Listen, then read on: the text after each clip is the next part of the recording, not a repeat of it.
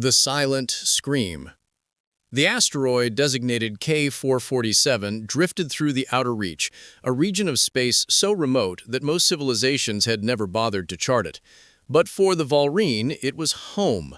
Their colony sprawled across the rocky surface in beautiful geometric patterns, crystalline domes refracting the distant starlight into cascades of color. Inside those domes, 3,000 Volrene lived their quiet lives, mining rare minerals and raising their young in peace. Elder Shamara stood in the central plaza, her skin flickering with soft blue and green patterns. This was how the Volrene spoke, through bioluminescent displays across their translucent bodies. She was telling the children a story about the old homeworld, about oceans that glowed at night and forests that sang with light. The young ones clustered around her, their own skin dancing with excited yellows and pinks as they asked questions faster than she could answer. The Volrene had no word for war in their language. They had never needed one. For 10,000 years, they had lived under the protection of the Galactic Collective, a loose federation of peaceful species that believed in mutual cooperation. The Collective maintained peacekeeping forces, mediated disputes, and ensured that primitive species like the Chromath Raiders stayed contained in their own systems. It was a good system. It had worked for millennia. Until it didn't. The alarm came without warning. Not a sound, but a pattern of red light that strobed through every dome simultaneously. Shamara's story died on her skin. Around the colony, Volrene stopped mid-conversation, mid-work, mid-thought. Red meant danger. Red meant something impossible was happening. Through the transparent dome ceiling, Shamara saw them descending. Ships, dozens of them, dropping out of faster-than-light travel right on top of the colony. They were ugly things, all sharp angles and dark metal, covered with weapons that glowed with malevolent purpose. These were not collective vessels. These were not peaceful explorers. These were Chromath war cruisers. The first bombardment shattered the eastern dome cluster. Shamara watched in horror as the section where the engineers lived simply exploded, venting atmosphere and bodies into the void. The children around her began flashing panic patterns, bright whites and rapid pulses. She tried to calm them, tried to make her skin show soothing colors, but her own fear kept breaking through. The Chromath came in fast. Their assault shuttles punched through dome after dome, and soldiers poured out wearing heavy armor that made them look like walking tanks. They were massive beings, over 7 feet tall, with 4 arms and skin like armored plates. The Volrene had no weapons. They had security officers who carried stunners for dealing with accidents, but those were useless against military-grade shielding. Shamara gathered the children and ran, not toward safety, because there was no safety, but toward the communication center. If they were going to die, someone needed to know. Someone needed to hear their last words. The Chromath worked with brutal efficiency. They separated the Volrene into groups based on age and health. The young and strong were herded toward their transport ships. The old and infirm were simply executed. Shamara saw her friend Kellis, a male who had taught philosophy for 2 centuries, gunned down because he moved too slowly. The Chromath soldier who shot him didn't even pause, just stepped over the body and moved to the next group. This was not conquest. This was harvesting. The Chromath Syndicate, Shamar remembered from intelligence reports, was a mercenary organization that operated outside collective jurisdiction. They raided undefended colonies, took slaves, and sold them to the highest bidder. The collective had tried to stop them, but the Chromath were based in a region of space too dangerous for most species to enter, an area filled with radiation storms and gravitational anomalies. Only species from Deathworlds could survive there long enough to mount an attack, and there were no Deathworld species in the collective. Shamara reached the communication center just as another bombardment struck nearby. The building shook but held. Inside, 2 other Volrene were frantically trying to send distress signals. Their skin flashed desperate patterns at her. "The collective channels are jammed. We can't reach anyone." Shamara moved to the primary console and began working. She had been a communications engineer before becoming an elder. She knew these systems better than anyone. If the standard channels were blocked, she would use the emergency beacon. It was designed for catastrophic scenarios, broadcasting on every frequency simultaneously, with enough power to reach halfway across the galaxy. The door exploded inward. Chromath soldiers entered, their weapons already raised. One of the other Valrine, a young female named Pris, tried to run. They shot her without hesitation. The other engineer, old Torvik, simply sat down and let his light fade, choosing to die with dignity. Shamara kept working. Her fingers moved across the holographic interface, inputting the final commands. The soldiers were shouting at her in their guttural language, but she didn't understand and didn't care. She had one message to send, one desperate hope to cast into the void. The emergency beacon activated. It would broadcast for 72 hours before its power cells died, sending the same message over and over in every known language and frequency. Shamara had kept it simple, translating her people's bioluminescent language into something radio-based, something that even primitive species might detect. They are killing us. They are taking our children. We have done nothing. Please, someone, anyone, help us. A Chromath soldier grabbed her, 4 massive hands wrapping around her fragile body. She felt ribs crack, her vision blurred, but through the pain, she saw the console display confirming transmission. The message was away, traveling at the speed of light in all directions, a desperate scream into an uncaring universe. The soldier threw her against the wall. Everything went dark. 72 light-years away, in orbit around a blue-green planet that had only recently begun to explore its own solar system, Dr. Sarah Chen was drinking bad coffee and contemplating the existential loneliness of her job. She worked at the Outer System Monitoring Station, a collection of satellites and telescopes designed to watch for asteroids, comets, and, theoretically, signs of alien life. In 15 years, she had found a lot of asteroids, 0 aliens, until her console started screaming. Sarah bolted upright, coffee spilling across her lap. She didn't notice. Every sensor in the array was detecting the same thing, a massive broadband transmission coming from deep space. Not random noise, not a pulsar or quasar. This was structured, repeating, clearly artificial. This was a message. Her hands shook as she began the isolation process. It took 6 hours to filter out the interference, another 4 to realize the transmission was using multiple encoding schemes simultaneously, and another 3 to start making sense of the primary pattern. When the translation software finally produced readable text, Sarah felt her blood turn cold. They are killing us. They are taking our children. She read it again. And again. The timestamp said the transmission originated 4 days ago, meaning whoever sent it was 72 light-years away, meaning they were probably already dead.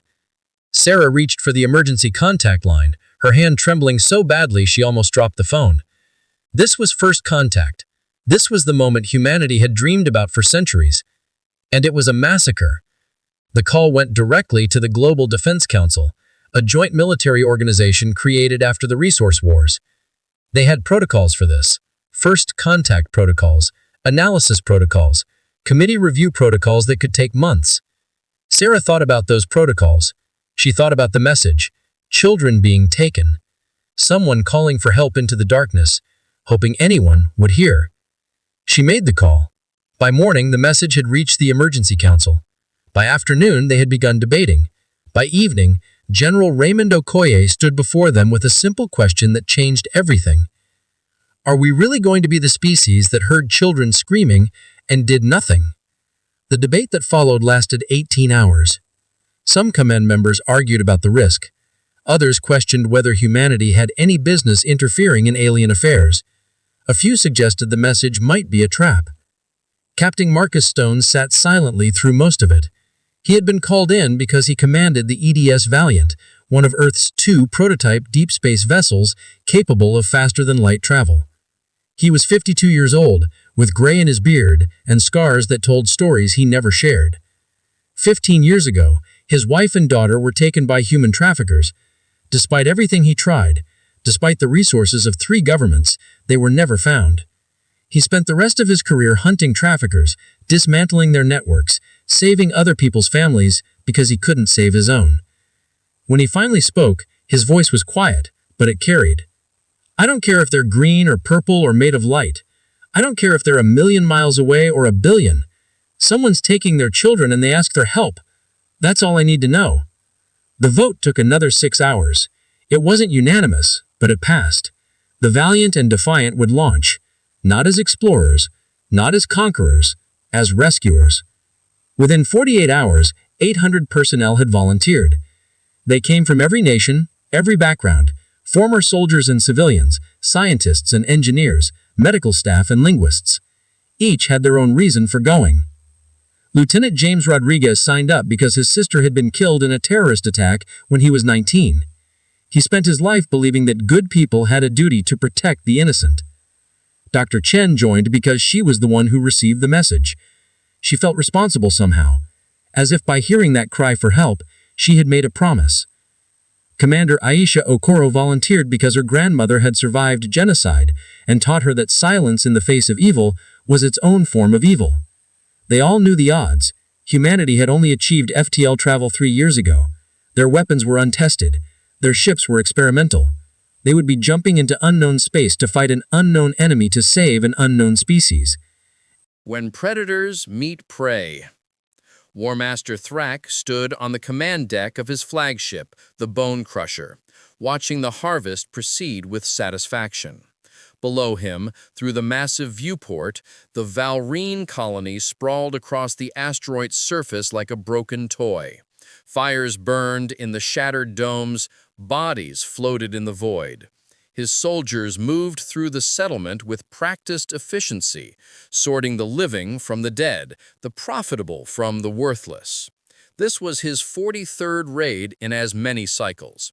The Chromath Syndicate had perfected the art of predation. They struck fast, hit hard, and disappeared before the Collective could mount any kind of response. Not that the Collective ever really tried. The civilized species, as they called themselves, were all herbivores at heart. They talked about justice and peace, but when violence came to their door, they hid behind their councils and committees and diplomatic protocols. Thrak's species had no such weakness. The Chromath evolved on a world where everything was a threat. They learned to hunt, to kill, to take what they needed from a universe that gave nothing freely. They were apex predators, and the galaxy was their hunting ground. His second-in-command, a scarred veteran named Krieg, approached with a data slate. "The harvest proceeds well, War Master. We have 1,500 viable specimens, mostly young, healthy, perfect for the labor markets on Quintex Prime. The elders have been eliminated as you ordered." Thrak nodded, his forearms folded across his armored chest. "And the distress beacon?" "Still broadcasting, but we've jammed all collective channels. By the time anyone receives their message and debates what to do about it, we'll be 3 systems away." Krieg's mandibles clicked in what passed for Chromath laughter. "The Collective is predictable. They'll form a committee, write a strongly worded condemnation, and do absolutely nothing." It was true. The Collective had been doing the same thing for centuries. They were prey species pretending to be civilized. They built their society on the illusion that everyone could just get along if they talked enough. The Chromath knew better. The universe was divided into 2 categories, those who took and those who had things taken from them. Thrak was about to return to his command chair when the sensor officer called out, his voice tight with confusion. "War Master, we have 2 contacts, just dropped out of FTL at the system's edge." "Collective peacekeepers?" Thrak asked, though he wasn't worried. Collective ships were slow, predictable, designed for patrol duty rather than actual combat. "Negative, sir. Unknown configuration. The ships are small, maybe frigate class, running passive scans now." Thrak felt the first stirring of interest. Unknown ships were rare. The Collective cataloged everything. "Identify them." The sensor officer worked his console, his clawed hands moving rapidly. "Sir, the hull signatures don't match anything in our database." "Wait, I'm getting partial registration data. They're broadcasting identification as Earth vessels." The name meant nothing to Thrak. "Earth? What species?" A long pause. Then, the sensor officer's voice changed, taking on an uncertain quality. "According to the Collective database, Earth is a Class 9 Deathworld. Dominant species are called humans. Status listed as pre-contact, primitive spacefaring capability. They shouldn't even have FTL drives yet. Krieg laughed, a harsh barking sound. Deathworlders? Playing at being rescuers? This should be entertaining. Thrak pulled up the data on his personal display. Earth, a high-gravity world with a toxic atmosphere, extreme temperature variations, and a biosphere so hostile that simply existing there required constant adaptation. The dominant species had only achieved orbital capability 50 years ago. They had no presence in galactic affairs, no allies, no understanding of how the universe really works. They were children playing with toys they didn't understand. "Open a channel," Thrak ordered. "Let's educate these primitives." The communication system crackled to life, and a voice came through speaking heavily accented galactic standard. "This is Captain Marcus Stone of the Earth defense ship Valiant. You are engaged in slavery, murder, and piracy. Release your prisoners immediately or face the consequences." Thrak laughed. He couldn't help it. The sheer audacity of it was almost charming. "Earth," he responded, making sure his voice carried the proper tone of contempt. "Earth, the forbidden death world. You're not even supposed to have space travel. Turn around, little primitives. This doesn't concern you." There was a pause. When the human spoke again, his voice was colder. "We received a distress call. We're responding. Last chance. Release the Valrine." "Or what?" Thrak leaned forward in his chair. "You have 2 ships. I have 23. You're in my territory now, human. Turn around, or I'll add your species to my cargo hold. I'm sure someone will pay for exotic Deathworld specimens." Another pause. Then, "You had your chance." Thrak's tactical display lit up as the human ships began moving. They didn't come in formation like military vessels. They moved like hunters, splitting up, using the asteroid field for cover, approaching from different angles. It was almost impressive for primitives. "All ships, weapons free," Thrak ordered. "Let's teach these Deathworlders why they should have stayed home." 23 Chromath warships opened fire simultaneously. Plasma cannons, energy lances, graviton disruptors, enough firepower to vaporize a small moon. The barrage lit up space like a newborn star. When the light cleared, both human ships were still there. Thrak sat up straighter. "Status?" "Their shields held, War Master," the tactical officer reported, confusion evident in his voice. "But those ships are too small to have shield generators that powerful. The energy requirements alone should—" He never finished the sentence. The human ships returned fire, and Thrak's world changed forever. They weren't using plasma weapons or energy beams, they were using kinetics, solid projectiles accelerated to impossible speeds. The collective had banned kinetic weapons 3,000 years ago as too dangerous, too unpredictable, too effective. They were primitive technology, the weapons of species who hadn't learned civilized warfare. The humans didn't care about civilized warfare. The first salvo of railgun rounds hit the destroyer Shadowfang amidships. Chromath's shields were designed to dissipate energy weapons, spreading the heat and force across their entire surface. They were useless against solid metal moving at relativistic speeds. The rounds punched through the shields like they weren't there, through the armor, through the hull, through the reactor. The Shadowfang exploded, a brief sun that faded to nothing, taking its crew of 200 with it.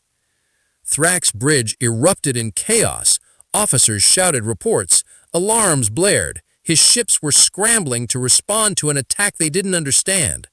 The humans had destroyed a full-sized Chromath warship with their opening volley. "Evasive maneuvers," Thrak roared. "All ships, pattern Delta.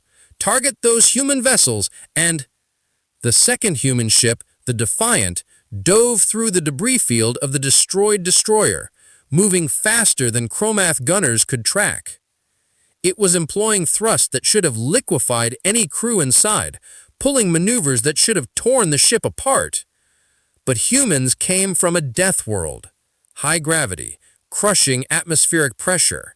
They built their ships to survive forces that would pulverize most species, and they built themselves to withstand accelerations that would kill weaker beings.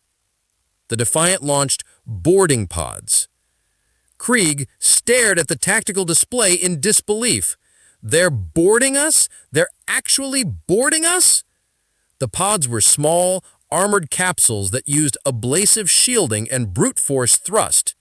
They slammed into the transport ship Carrion Fly and burned through its hull with shaped charges. Krieg watched it happen and felt something he hadn't experienced in decades. Fear. War Master, they've breached the Carrion Fly. Multiple intrusion points. The prisoners are being held there. I know where the prisoners are, Thrak snarled. Send all available soldiers to repel the boarders. Kill the humans. If they want to die so badly, we'll accommodate them. Inside the Carrion Fly, Chromath soldiers rushed towards the breach points. They were warriors who had fought 1,000 battles. They knew how to repel boarders. They had trained for this. They had never trained for humans. Lieutenant James Rodriguez came through the breach first, moving in the low gravity with practiced ease. The Chromath saw him and almost relaxed. He was small compared to them, maybe 5.5 feet tall, lightly armored. One Chromath soldier actually paused, confused by how unthreatening the human looked. Rodriguez